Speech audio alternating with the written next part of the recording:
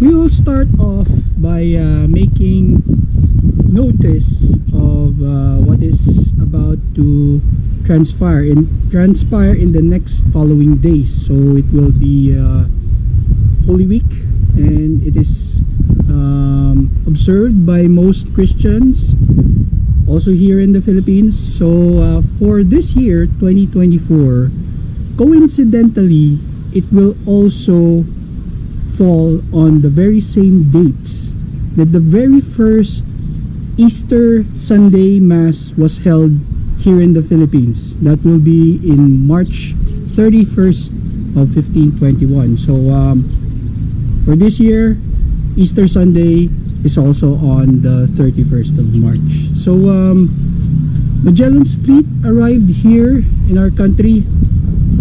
They sighted the islands of Samar around March of 1521. So they have already traversed the vast Pacific Ocean, and finally they have sighted a significant portion of land here in our very islands.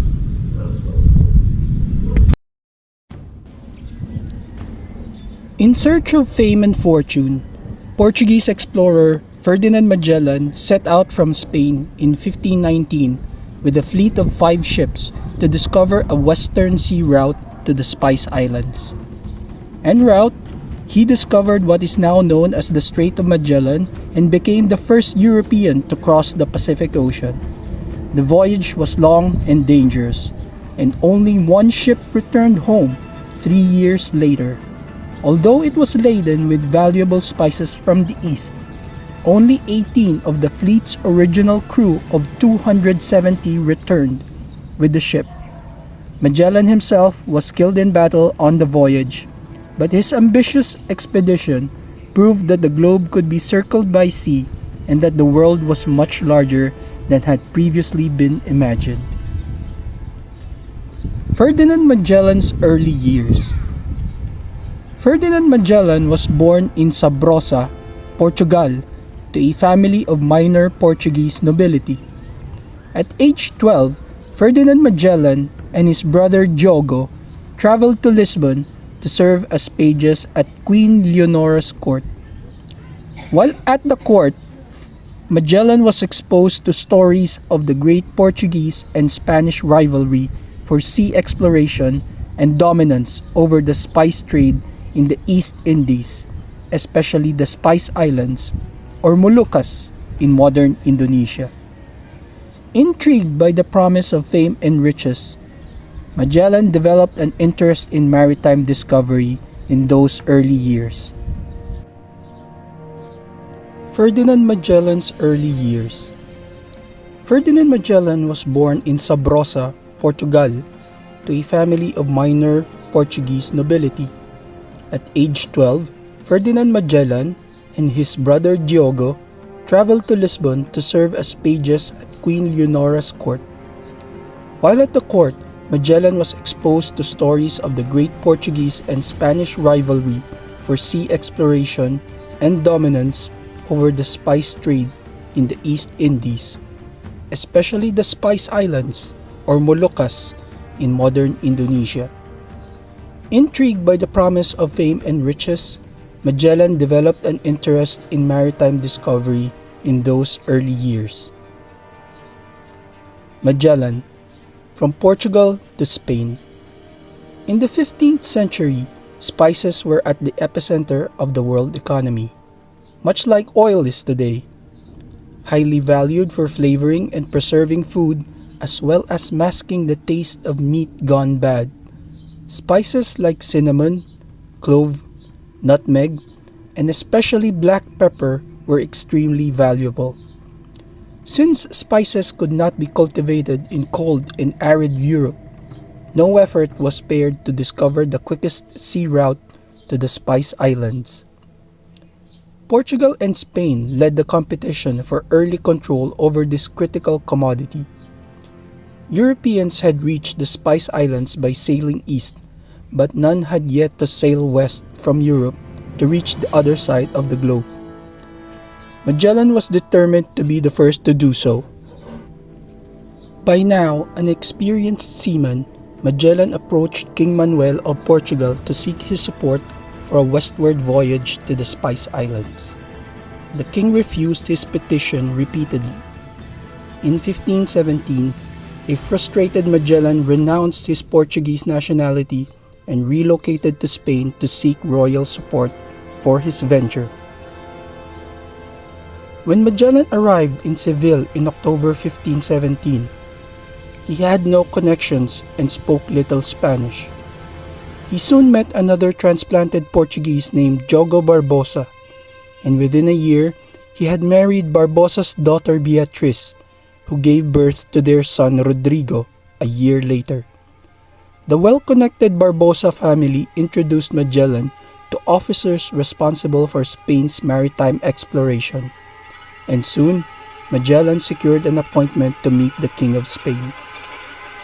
The grandson of King Ferdinand and Queen Isabella, who had funded Christopher Columbus's expedition to the New World in 1492, received Magellan's petition with the same favor shown by his grandparents. Just 18 years old at the time, King Charles I granted his support to Magellan, who in turn promised the young king that his westward sea voyage would bring immeasurable riches to Spain. Strait of Magellan. On August 10, 1519, Magellan bade farewell to his wife and young son, neither of whom he would ever see again, and the Armada de Moluccas set sail. Magellan commanded the lead ship Trinidad and was accompanied by 4 other ships: the San Antonio, the Concepcion, the Victoria, and the Santiago. The expedition would prove long and arduous, and only one ship, the Victoria, would return 3 years later across the Pacific, carrying a mere 18 of the fleet's original crew of 270. In September 1519, Magellan's fleet sailed from Sanlúcar de Barrameda, Spain, and crossed the Atlantic Ocean, which was then known simply as the Ocean Sea. The fleet reached South America a little more than 1 month later. There, the ships sailed southward, hugging the coast in search of the fabled strait that would allow passage through South America. The fleet stopped at Port San Julian, where the crew mutinied on Easter Day in 1520. Magellan quickly quelled the uprising, executing one of the captains and leaving another mutinous captain behind. Meanwhile, Magellan had sent the Santiago to explore the route ahead, where it was shipwrecked during a terrible storm. The ship's crew members were rescued and assigned out among the remaining ships. With those disastrous events behind them, the fleet left Port San Julian 5 months later, when fierce seasonal storms abated. On October 21, 1520, Magellan finally entered the strait that he had been seeking and that came to bear his name. The voyage through the Strait of Magellan was treacherous and cold, and many sailors continued to mistrust their leader and grumble about the dangers of the journey ahead. In the early days of the navigation of the strait, the crew of the San Antonio forced its captain to desert, and the ship turned and fled across the Atlantic Ocean back to Spain. At this point, only 3 of the original 5 ships remained in Magellan's fleet. The Magellan Expedition, Circumnavigation of the Globe. After more than a month spent traversing the strait, Magellan's remaining armada emerged in November 1520 to behold a vast ocean before them. They were the first known Europeans to see the great ocean, which Magellan named Mar Pacifico, the Pacific Ocean, for its apparent peacefulness, a stark contrast to the dangerous waters of the strait from which he had just emerged. In fact, extremely rough waters are not uncommon in the Pacific Ocean, where tsunamis, typhoons, and hurricanes have done serious damage to the Pacific Islands and Pacific Rim nations throughout history. Little was known about the geography beyond South America at that time, and Magellan optimistically estimated that the trip across the Pacific would be rapid. In fact, it took 3 months for the fleet to make its way slowly across the vast Mar Pacifico. The days dragged on as Magellan's crew anxiously waited to utter the magic words, "Land ho!" At last, the fleet reached the Pacific island of Guam in March 1521, where they finally replenished their food stores. Magellan's fleet then sailed on to the Philippine archipelago, landing on the island of Cebu, where Magellan befriended the locals and, struck with a sudden religious zeal, sought to convert them to Christianity. Historical significance. Limasawa is historically important and is known worldwide as the birthplace of Christianity in the Philippines. According to historical records, Ferdinand Magellan went to Limasawa after first landing and resting on the island of Homonhon in March 1521. From the journals of the Italian chronicler Antonio Pigafetta, Magellan first sent ashore Father Pedro de Valderrama with some men to prepare for a mass and to inform Raja Colambu through an interpreter that he and his men would land to attend the mass. Raja Colambu agreed by sending some gifts.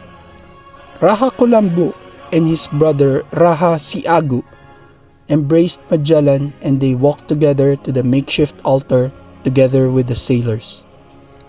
Father Pedro de Valderrama celebrated Easter Sunday Mass on March 31, 1521. Throughout the Mass, the Rajas remained on their knees with clasped hands. After the Mass, Magellan ordered the erection of a large cross on top of a hill facing the sea. Basing on Pigafetta's accounts, 2 important events took place in Limasawa. First, Magellan's blood compact with the island's ruler, Raja Colambu, which is the first blood compact between a Filipino and a Spaniard. Second, The Easter Sunday Mass that was held on the island of Limasawa was the first Mass in the Philippines, according to historians. Magellan's death and the continuation of the journey. Magellan was now closer than ever to reaching the Spice Islands, but when the Cebu persons asked for his help in fighting their neighbors on the island of Mactan, Magellan agreed.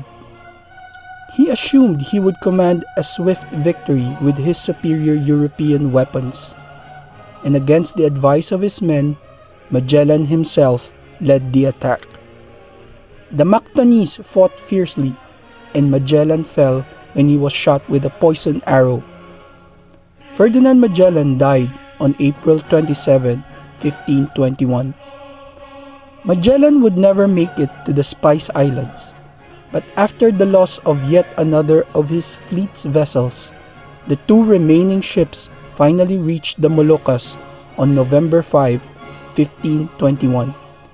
In the end, only the Victoria completed the voyage around the world and arrived back in Seville, Spain, in September 1522 with a heavy cargo of spices, but with only 18 men from the original crew, including Italian scholar and explorer Antonio Pigafetta.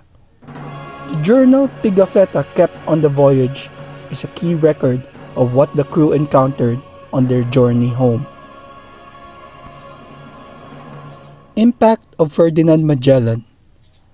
Seeking riches and personal glory, Magellan's daring and ambitious voyage around the world provided the Europeans with far more than just spices. Although the trip westward from Europe to the east via the Strait of Magellan had been discovered and mapped, the journey was too long and dangerous to become a practical route to the Spice Islands. Nevertheless, European geographic knowledge was expanded immeasurably by Magellan's expedition. He found not only a massive ocean, hitherto unknown to Europeans, but he also discovered that the Earth was much larger than previously thought. Finally, although it was no longer believed that the Earth was flat at this stage in history, Magellan's circumnavigation of the globe empirically discredited the medieval theory conclusively. Though Magellan is often credited with the first circumnavigation of the globe, he did so on a technicality. He first made a trip from Europe to present-day Malaysia, eastward via the Indian Ocean, and may have continued further east to the Spice Islands. He then later made his famous westward voyage that brought him to the Philippines. So he did cover the entire terrain, but it was not a strict point A to point A round-the-world trip, and it was made in two different directions. His enslaved servant Enrique was born in the region, possibly near Malacca or Cebu, and had come to Europe with Magellan by ship. Enrique reached Cebu, and possibly Malacca, on the expedition's westward voyage, meaning he may have been the first person to circumnavigate the world in one direction to return to the same starting point.